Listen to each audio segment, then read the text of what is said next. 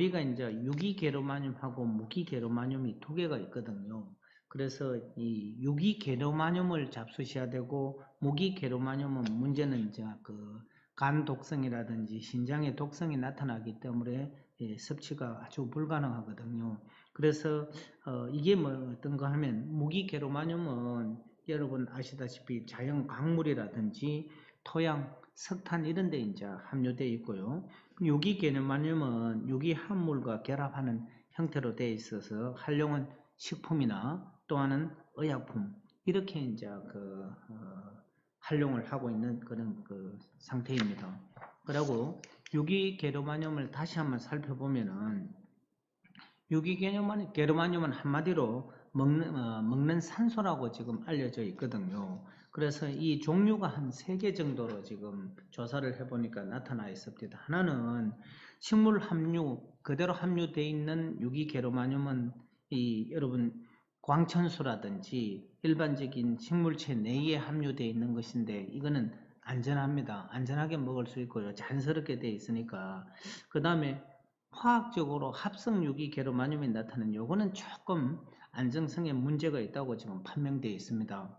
마지막으로 생합성 유기게르마늄이라고 하는데 요것도 안정인데 요게 어떤 뜻인가 하면은 예를 들어서 우리 게르마늄 쌀을 재배했을 때 이 토양에 그 게르마늄이 함유되어 있는 이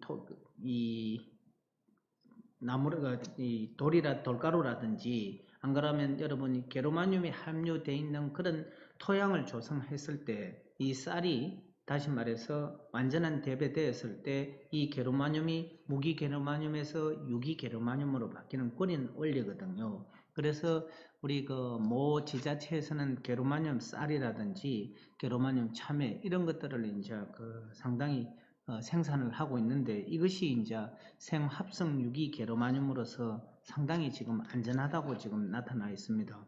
특히 이들의 특징은 우리가 먹을 수 있는 유기게르마늄의 특징은 생체 내에 쉽게 흡수되고 한마디로 수용성이거든요. 그래서 그렇게 되었을 때 생체 내에서는 산소 정진으로서 우리가 세포가 활성화돼서 많은 외부의 어떤 성인병이라든지 암이라든지 이런 게 대해서 상당히 효과가 있다고 나타나 있습니다.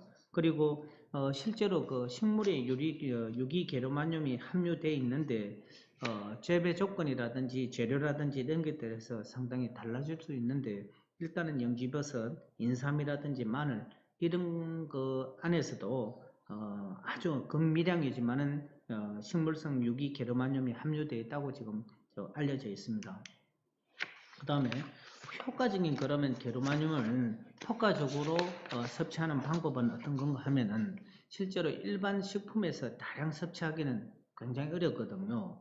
그래서 이거는 이제 일반 식품에서는 다량 섭취하는 건 어려우니까 가장 좋고 안전한 방법이 천연 유기 게르마늄을 함유된 생수를 먹는 게 가장 효과적으로 지금 판단이 되거든요. 그래서 이게 이제 게르마늄이 물에 상당히 잘 안 녹는 걸로 지금 수용성이 아니니까 잘 안 녹는 걸로 나타나 있습니다. 그래서 혹시 천연 유기 게르마늄이 함유된 생수가 가장 이게 이제 효과적인 섭취 방법으로 지금까지는 알려진 것 같아요. 그래 이런 유기 게르마늄의 효능은 항산화라든지 밑에와 같이 보시다시피 자연 치료력을 향상시킨다든지 암이라든지 성인병을 예방하고 그 다음에 특히 나중에 보니까 이제 이 조사한 결과 보니까 이 노인성 치매 이런 것도 상당히 억제한다고 지금 나타나 있거든요.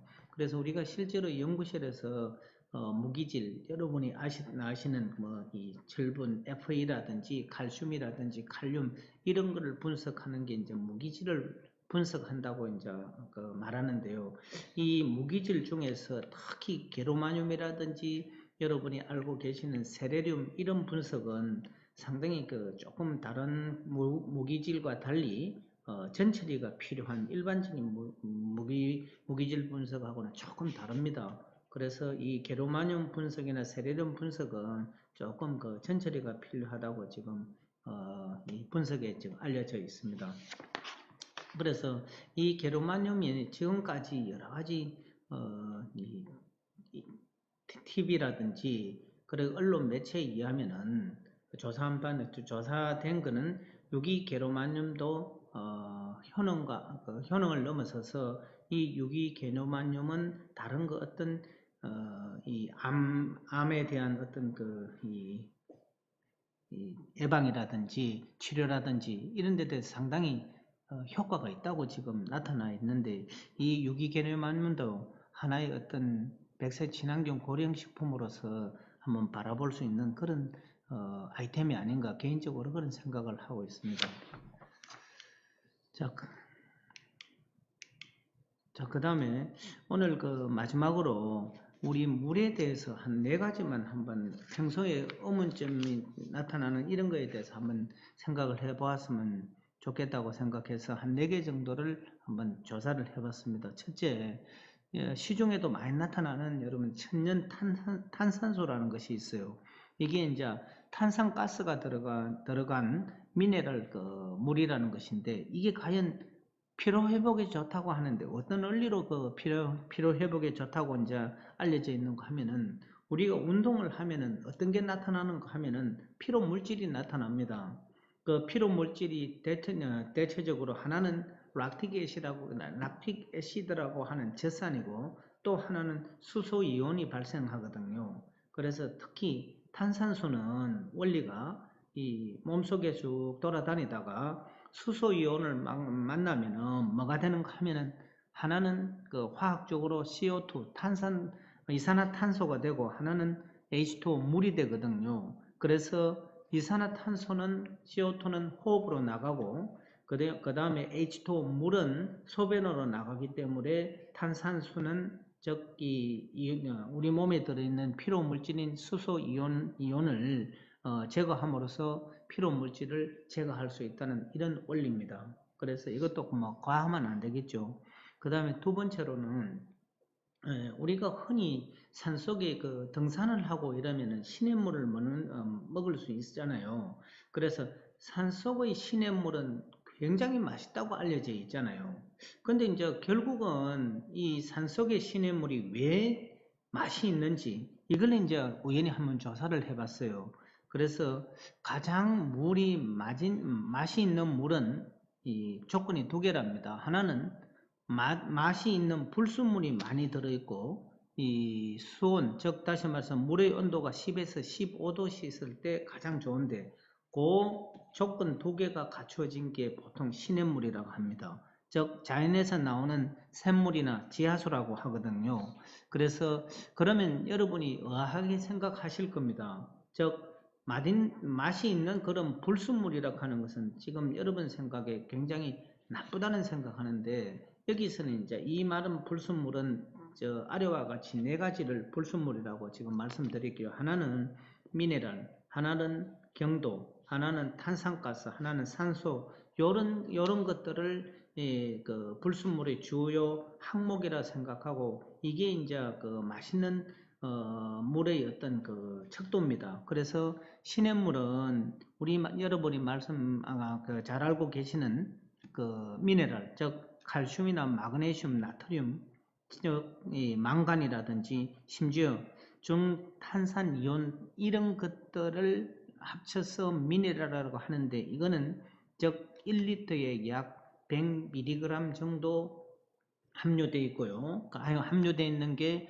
맛있는 불순물이라고 지금 기준이 되어 있고요. 또 하나는 위에 미네랄의 어떤 칼슘이라든지 그 다음에 마그네슘 이런 것들의 어떤 함량의 계산에 의해서 경도가 결정되는데, 이 경도가 리터에 약 50mg, 그리고 탄산가스는 리터에 약 20mg, 산소도 1리터에 약 5mg 정도 녹아 있을 때, 이런 것들이 조건이 잘 갖추어진 게 맛있는 어떤 물이 형성이 되어 있고요. 그 다음에 이 맛있는 물의 조건이 갖춰진 게 여러분이 잘 알고 계시는 산속의 시냇물이 굉장히 맛있다 할 때, 산속의 시냇물이 이런 조건을 상당히 잘 갖춰져 있어서 산속의 시냇물이 굉장히 맛있다고 지금 알려져 있습니다. 그 다음에 세 번째, 지금 그 시중에 그 상품화도 되어 있고 여러 가지로 화두가 옛날에 되었던 해양 심층수라고 하는데, 여러분 이 해양 심층수는 어떤 건가 하면은요, 심지어 햇빛이 도달하지 않는 우리 그 수심 200m 이상의 그런 깊은 바다에서 존재하는 것으로서 유기물이나 그 안에 병원균이 거의 없는, 미네랄이 굉장히 풍부하면서 1년 내내 2도씨, 즉 2도씨 내지 5도씨 이하로 안정된 그런 그 청정한 해수를 우리 말하는 해양 심층수라고 지금 그 정의를 하고 있습니다. 이 해양 심층수는 미국이라든지 특히 일본이 상당히 이제 그 많은 그 실용화를 했거든요. 설립했어, 연구소를 설립했어요. 우리나라는 조사를 해보는 게 2001년부터 강원도 그 고성군 앞바다에서 연구를 시작을 지금 하고 있고요. 상당히 여러 가지가 이제 상품화도 되어 있는 것 같아요. 그래서 이 해양 심층수는 어떤 특징을 갖고 있는가 하면 아주 저온의 안정성, 그 다음에 청정하고, 그 다음에 우리 위에 있는 표층수에 비해서 무기 영양염들이 아주 높고요. 그 다음에 미네랄이라든지 이런 것들이 상당히 그 풍부하면서, 그 다음에 이 대양을 순환하기 때문에 물이 이 숙성성이 이제 높고, 이래서 한 5가지가 이 해양 심층수의 특징을 지금 갖고 있다고 지금 조사되어 있습니다. 그래서 이 해양 심층수는 그러면 어떻게 지금 이용을 하고 있는가 하면은, 결국은 이제 그 여러 가지 원수라든지, 그 다음에 농축 해수라든지, 고미네랄수라든지, 소금이라든지 이런 종류를 이제 해양 심층수에서 그 여러 가지 기술적으로 분리해서 만들어내서 이런 것들을 우리 말하는 그 의료, 미용, 식품, 그 다음에 농업에 다방면으로 지금 이용을 하고 있는 실정입니다. 그래서 해양 심층수는 지금 여러 연구자에 의하면은 의학적인 효능에 관한 연구가 계속되고 지속되고 있으니까 앞으로도 해양 심층수에 대해서 한번 눈여겨볼 필요가 있지 않나, 이런 개인적인 생각을 하고 있습니다. 마지막으로 이 여러분이 그 한약재 중에 하나가 뭐인가 하면은 이 유금피라 알려져 있는데, 유금피는 정확하게 말해서 너름나무 뿌리 껍질이라고 이제 알고 있는데, 이게 이제 우리 그 세간에서는 이 물을 끓여 먹으면 상당히 위가 좋아지고 위궤양이 낫고 이런데, 이거는 이제 실질적으로 한방 측에서 한번 조사를 해봤거든요. 그래서 먼저 이 너름나무 뿌리 껍질은 이 껍질하고 또 뿌리 껍질도 있고, 그 다음에 효능으로서는 여러분 그 파란색으로 잘 보시면 우리 그 죽염을 그 개발하셨던 그 이 김일훈 그 선생님이 쓴 그 책의 신약이라는 책에 보면은 이렇게 나와 있습니다.